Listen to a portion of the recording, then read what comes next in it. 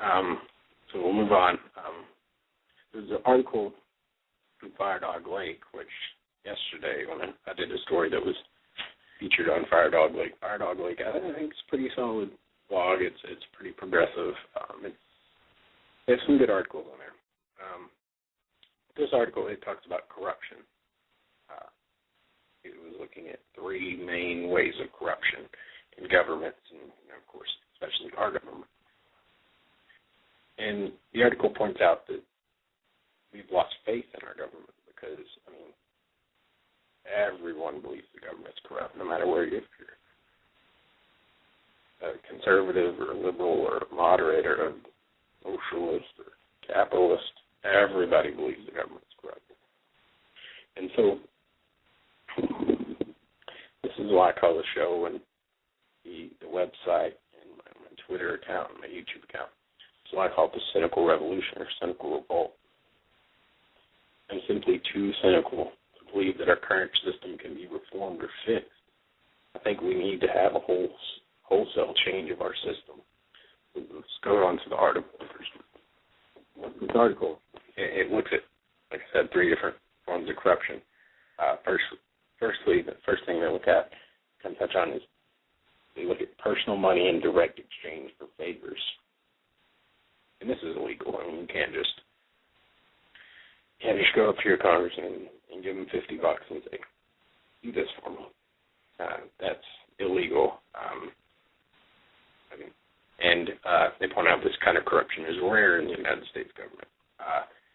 It's the most classic sense of corruption. When you talk about government corrupt, it's usually what you think of. Somebody gives them a bunch of money to do their bidding. However, the second kind of corruption they list is campaign spending and a donation in exchange for favors, which is not really illegal at all. Really, this is just the first kind of corruption recast. It's barely worth separating them, in my opinion. Instead of you just giving them directly money, corporations finance their campaigns, and that's how they're elected. And of course, they take extra money to get in their pocket, which is not really legal. It's not really prosecuted. So politicians, of course, get money that helps them get elected, and corporations and special interests. So what do these politicians do? They turn around, they do what the special interest wants them to do. It's not that hard to figure out. For instance, tobacco companies, they don't want to be taxed and regulated, so they help finance campaigns for politicians so they won't pass legislation against their companies. In fact, the current Speaker of the House, John Boehner, was once found passing out checks from tobacco companies to other members of Congress on the day of an important tobacco vote. He was walking around Congress and just saying, here's some money, vote this way, vote this way, vote this way. I don't even see how that's not the first kind of corruption. That is exactly what corruption is. So this is the problem with our governmental system. It's why we don't live in a democracy. You and I don't have any billionaire listeners,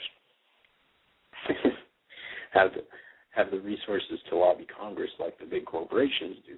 We don't have the same say as they do. So therefore, to our government, we're lesser beings. Our government treats us as less people than the people with the money. It's the haves versus the have-nots. Thanks to the Citizens United ruling, there's basically no checks and balances to this. The Supreme Court ruled that corporations are in fact people and have First Amendment rights. And so they can just donate all they want and they don't have to disclose it. And also, Christine O'Donnell, a famous recent failed candidate from Delaware, not a witch, or she was a witch or something, was caught spending campaign donations on things like apartment payments and food. So, they give her money for the campaign, and So she spends it on personal stuff, which is supposed to be legal. Doesn't look like much is coming out of it, though. And the two examples I gave were both Republicans, but Democrats do this too. An obvious example of the whole online gambling debacle with Harry Reid, who was financed by the casinos in Nevada. Basically, remember when online gambling was legal a few years ago? And now it's not. Well, you can thank Harry Reid for that, because he was getting money from the big casinos whose competition were these small online gambling places. And so they paid Harry Reid to shut them down, and he did. It wasn't a matter of ideology. It was just a matter of that's who he was getting his money from. And then now the casinos want to restore online gambling, but they want a monopoly. They'd say, oh, don't let the new guys do online gambling. Let us do all the online gambling. And so that's what Harry Reid is pushing now.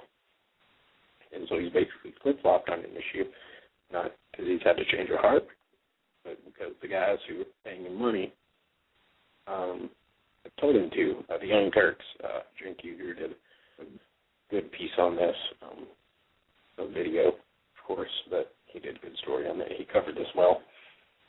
And then you think of just our President Barack Obama, financed by Wall Street, a big part of his campaign. Who do you think he's going to be for when it comes to issues like that? Of course, he's going to be with Wall Street. So Firedoglake, they point out that the third form of corruption is payment later in exchange for favors now. Basically how this works is a politician, they vote in the interest of a certain corporation or a broad set of corporations, like defense contractors, for example. And then afterwards, they take a job there and they're paid a ridiculous amount as a consultant or whatever. You can think of Dick Cheney. When Dick Cheney was a congressman, I think it was he was a congressman from Wyoming. After he retired, he took a job at Halliburton, right, and was paid all that money. So how do you think he voted in interests that related to Halliburton before? Of course, he would have won, and then later he resigns, quote unquote, and becomes the vice president. Well, how do you think his administration viewed Halliburton? I mean, this is really well documented. Everybody knows about this. And that's the height of governmental corruption. So the article, it talks about certain solutions to the program. They suggest a broad ban on certain donations. I'm not sure that would really help. I think much of it's just backdoor. We're just going to have to totally change our system another way, in my opinion. Our just whole government operation is not working. We're just going to have to do something else. Because our congressmen are more sold out than... Duffman can't breathe. Oh, no. Ooh, that brown patch needs a little H2O. Oh, yeah. Duffman says a lot of things. Oh, yeah. I have to do that. I was looking through my files to look for clips, and I saw the old Duffman quote. So I thought that would be good with the whole corruption stories. So